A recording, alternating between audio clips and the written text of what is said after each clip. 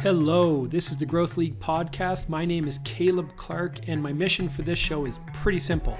It's to learn from marketers on how they're playing the great game of marketing leadership, their ideas, experiences, perspective, wins and losses, and the playbook that they've established over time. Listen, there's more than one way to lead a marketing team and a marketing function. So if you're a VP, a CMO, director, or someone aspiring to fill one of these marketing leadership roles in the future, tune in to learn from some of the best in the business. Yeah. So for me and my experience in leading teams, activity kind of breeds success. And what I mean by that is in our roles, there's AI out there, there's a number of different platforms that are out there, but what AI can't replace is the relationship building that you build with referring offices. And some marketers might think, I had a great day. I drafted some emails and made a couple follow-up calls. For us, a good day is in-person meetings and having that dialogue and demoing our different products. I'm so thankful here at Chesapeake. We have more tools in our toolkit than ever. And if we're not out there demonstrating these products and getting folks to buy into these products to make their jobs easier on a day-to-day basis, to me, that's not a good day. I am here today with my guest, Tom Marshall. He is the Chief Marketing and Business Development Officer at Chesapeake Medical Imaging. Tom, welcome to the show. Thank you so much, Caleb. Honored to be here. Awesome. So for those of the listeners that are listening, where are you coming from right now? Where am I being broadcast from? Sure. So I am in Easton, Maryland right now. Okay. Which is on the Eastern Shore, kind of across the Bay Bridge from Annapolis, Maryland. Awesome. And it's not snowing there like it is here in Calgary, right? It is not snowing. We're getting ready for summer, so it's about 80 degrees right now. Oh, geez. Okay. Well, let's start here, Tom. Give us a kind of a cold note summary overview of your journey as a marketer and as a marketing leader. Where did it start? Where did it come to? How did you get to where you are today? And I understand it's a little bit of a non-linear path and not traditional path. So explain that. Sure, absolutely. So really my career path has been kind of an intersection between marketing and sales, and specifically in the radiology world within the United States here. Many think it's one role, and I can honestly vouch and say it is very, very different. They're two, career paths, so to speak. And my titles, while they're in marketing, I've consistently thrived in, building relationships, and that kind of relationship building and driving sales has kind of been a mainstay throughout my career. But where it all started for me is a pediatric healthcare recruiter and interviewing and hiring RNs and LPNs to take care of pediatric patients. And during that time is where I was really able to foster connections with families and nurses and hospitals. And that role particularly ignited my passion for relationship building, and a skill that remains relevant today. And then next, I transitioned to a sales role with a staffing company. And at different kind of parts of my career, there's different elements that stand out. And what stand out here is kind of learning the art of a well-defined outreach program that includes targeted marketing materials and elements with the specific kind of sales cadence, as opposed to just winging it, right? It's like, oh, I'll go here today because I haven't been here for a while. It was very defined, and that stood out to me. And then for the last 15 years, I've been in the kind of the radiology outpatient imaging game, if you will. And started out as a physician liaison. And that position not only really satisfied kind of my desire to help others, it also helped me discover my professional purpose, my why. And as I moved on from private practice to Johns Hopkins, right, which is a world-renowned academic medical institution, I've experienced a number of different things there. And I experienced the power of a strong, iconic, world-renowned brand. But from a marketing side of it and the sales side of it, I've also witnessed the importance of the need of having a solid infrastructure, effective tools, and a sense of urgency in a competitive landscape. Even a world-renowned brand can struggle without supporting elements. And then from the sales side of it, without having community relationships and connections, even a world-renowned brand will struggle. And while I was at Hopkins, I just want to stop you there on that because sure. It's simple in statement, but often misunderstood, that we make a judgment as onlookers or customers or people that experience brands. They're like, well, just because you're big and known, you must have sophisticated marketing systems that are focused on efficiency and fulfilling a business case. But you're saying from your experience that that's not always the case. Absolutely correct. And when Johns Hopkins Medical Imaging stood up, it stood up with two outpatient centers and excellent marketing from a marketing infrastructure, but from a sales role and being out and driving the the word of having a new outpatient center. They didn't have that for 6 months, and I was and am the first liaison in the department's history. So that's kind of cool to say and be a part of, but it was very much a startup and different elements now that are from a sales and kind of a function of having, you know, a provider portal, of having a pre-authorization department, of having a dynamic scheduling department. We didn't have those back then, and it Right. wasn't part of it. And I think the mindset, you know, was iconic brand. You kind of open it, you know, build it and they will come. Right. And without an essential sales team and building those bridges and building those relationships, not only take information out to the referring community and patients, but also bringing that back to the leadership team, that was missing. So, you know, for 6 months of opening, didn't necessarily have that out in the field. And it was more of announcing through a letter and a script pad. JHI was opening up, but there was all these different supporting elements that were missing. And Right. fast forward, absolutely have it now. But it really showed me the power of even an iconic brand without supporting elements will struggle. You mentioned also that, sales and marketing can't be one person. You're not saying that sales and marketing can't be an integrated function, right? With the different one informing the other. And what advantage, if any, do you believe you have in building and managing marketing systems, but through the influencing lens of sales first? Because I think that that's a unique advantage that you have. A lot of your career has been in sales, but building Sure. the marketing systems. What advantages have you seen from taking that approach? So if you look at it from kind of the traditional just marketing lens, right? Most marketers or sitting in marketing departments do not go out and engage with customers. And in our world, do not engage with the referring physicians. Right. So it's trying to think of, right, different concepts and elements that the referring community that it might intrigue them. Where I have the advantages is I know what those are because I'm talking to the customer. You know, I'm hearing directly from not only referring physicians and doctors, but patients as well. Right. So it's a different dynamic where I don't necessarily have to guess whether it's a marketing tactic or really where I have a strength is understanding the IT tools and components that help referring communities excel. You know, our vendors do an incredible job of creating a 347 page booklet to read through. What the community needs is, you know, a 1 or 2 page cheat sheet. I've learned that from spending time in the offices, sitting at Interesting. these doctors' desks, the office managers, and having that dialogue where a lot of marketers or marketing folks, you know, are sitting in an office and they don't necessarily have those relationships and that dialogue. So Right. for me here at Chesapeake, it's been really beneficial to kind of have that basic understanding and knowledge and skill set. And then we just take it and run with it as opposed to kind of ping ponging back and forth and trying to justify why we need this in the field and marketing saying we need this. And, you Right. know, it's a streamlined process to make us more efficient and more nimble when we need to put new innovative tactics in play. From your perspective, you talked about what marketing can learn from sales as it comes to building strategy, and what can sales learn from marketing? Yeah. So it's interesting because this is really the first time in my career, and it's the past 3.5 years leading the marketing efforts. But there are so many kind of behind the scenes elements that take time and just, you know, from a just use Facebook as, you know, doing a simple Facebook post.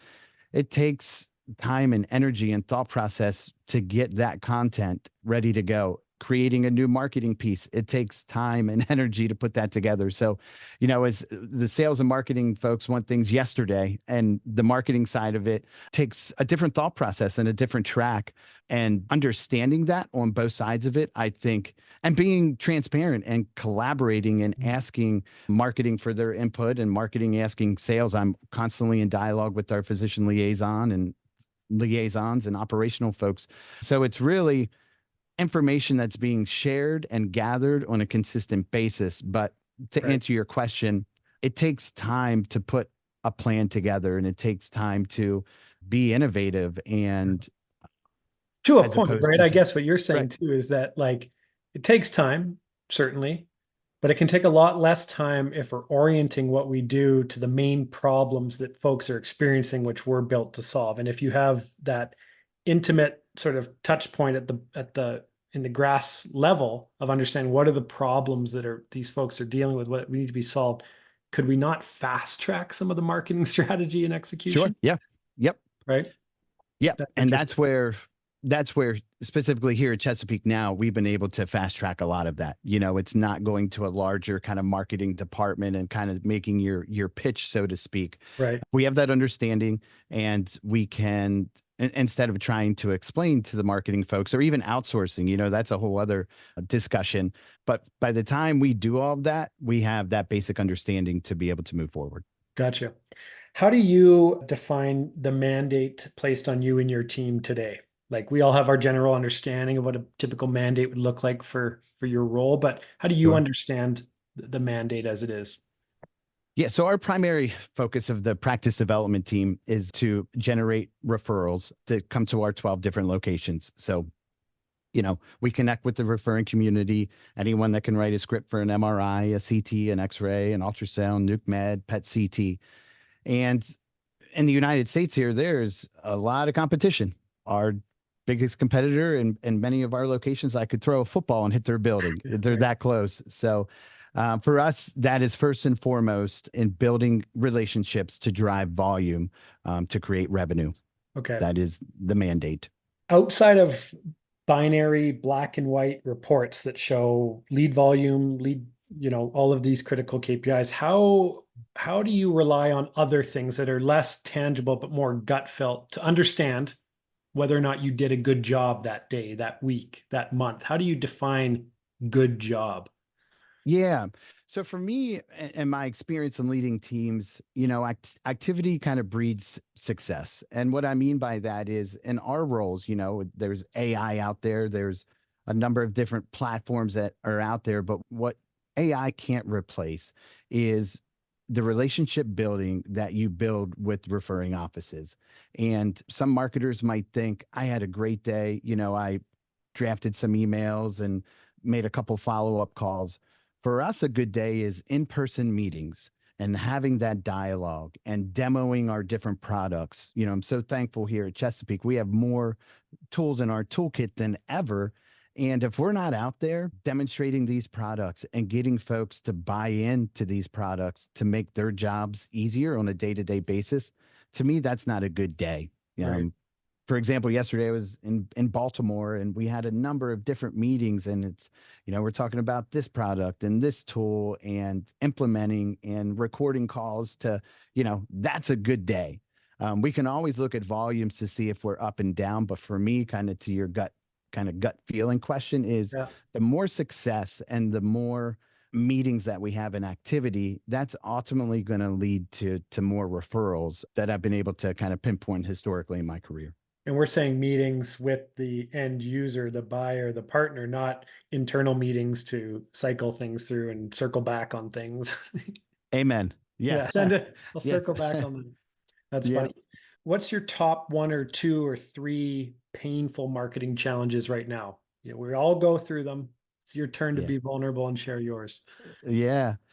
Yeah. So, just from a marketing and kind of sales perspective, what makes the radiology industry challenging to some extent is, we're one spoke on the wheel, and there's the operational side, there's the IT side, there's the billing side, the pre-auth, the scheduling, you name it, right?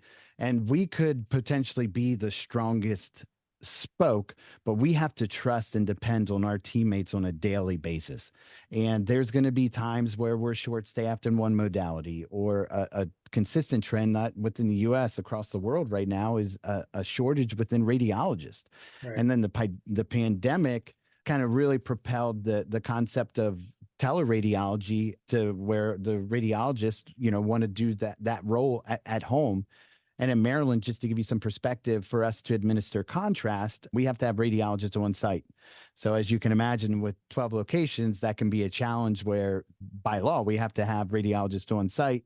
Radiologists want to work from home. So, Right. from a marketing, when we're out selling, right, we have a number of different deliverables and items that we can pitch, but trusting our teammates, knowing that we have that infrastructure that I was alluding to before, that could potentially be a frustrating part from a marketing or a sales perspective, is Yeah. just to making sure that we can deliver on the promise, getting reports turned around on time, and so on.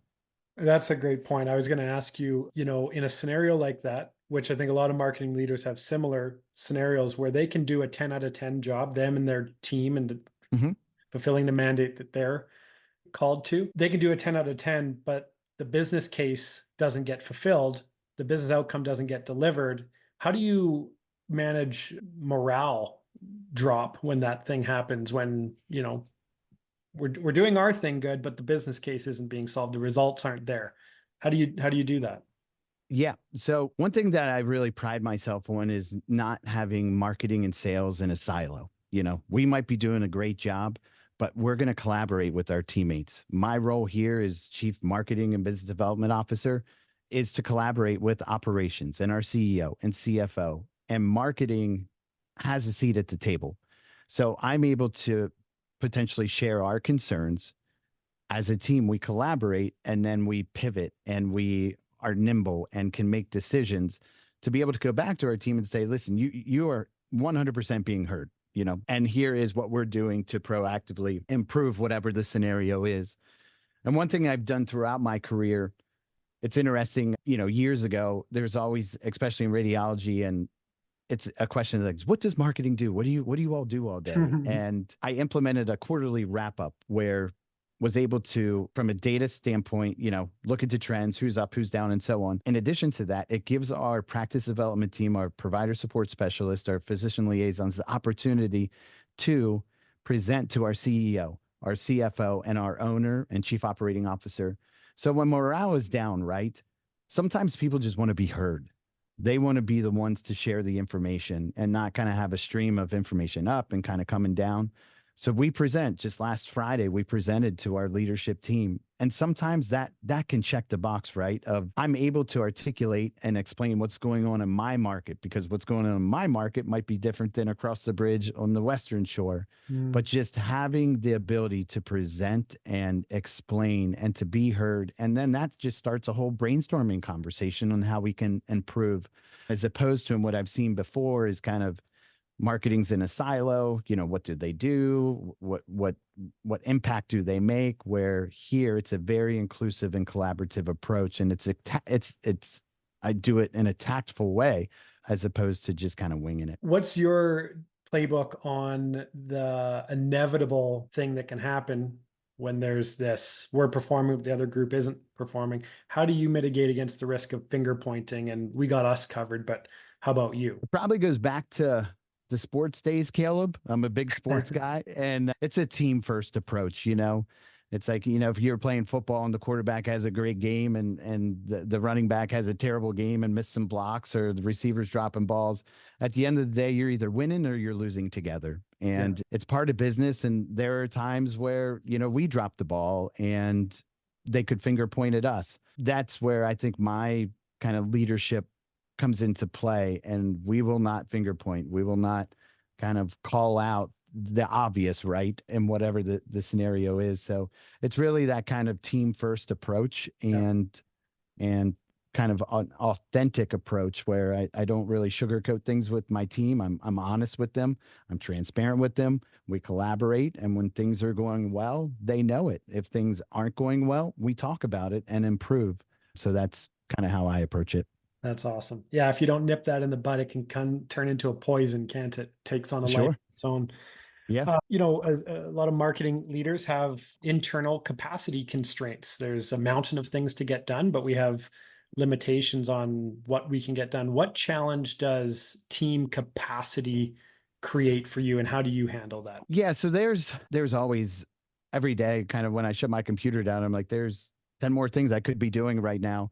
But that's where I think the art of collaboration and understanding what our team priorities are really allow me to focus on what we need, not only for our team, but for our supporting teams as well from an operational or IT and pre-L standpoint. So really having defined initiatives and kind of goals kind of guide my efforts because there's always going to be that, hey, we should do this campaign or hey, we need this video.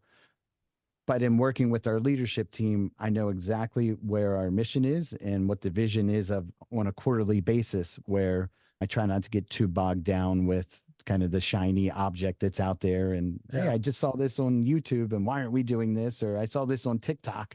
Why aren't we TikToking? It's like, no, Yeah, yeah.